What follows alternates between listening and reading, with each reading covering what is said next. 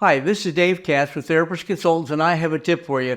You know, one of the biggest revenue centers in your practice, other than the counseling that you do, should be doing assessments with the patients. You see, every profession does assessments except the therapists. The therapists don't do many assessments. See, the medical doctor will do your blood lab, they'll do a urine specimen, a chiropractor will take x-rays, podiatrist will do work when they look at your feet. The optometrist will put the little wheels in front of you and check your vision. But the therapist doesn't do much for assessments. So here's what we suggest.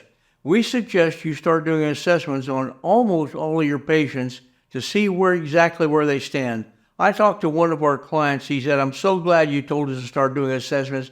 I started doing them and they really help." I said, "Why is that?" He said, 2 reasons. One, they're so spot on. They help you understand the patient better. And he says, secondly, they uncover things that you should be talking about with the patient that you may not have talked about if you wouldn't have done the assessment. So assessments are very important. Now, the place to get assessments for you to use on your patients is from Pearson Clinical Assessments. It's online. Just go to Pearson, Pearson, Clinical Assessments, and you will see a whole list of assessments that you can do. Now, they have assessments for people in the A category, B category, and C category. The C category is generally the PhD or the PsyD or someone like that. Although if you are in the B category, which is usually the master's group, if you have any special training in statistics and things like that, or in judging people and doing assessments, you can probably move into that C category.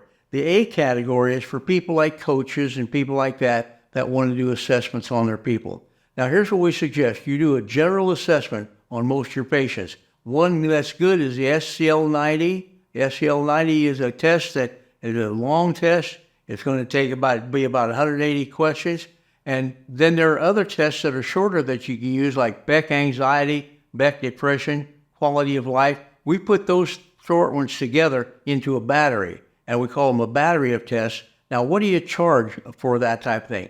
Well, we suggest at the least you charge $100 plus the cost of the test. And you'll see Pearson will show you exactly how to do the test. They do the tests online. But I will tell you that one of the best things you can add to your practice to help your patients most and to boost your revenue a lot is do assessments on almost every patient that comes in. They'll be glad you did. You'll be glad you did. This is Dave Katz. Thanks for listening.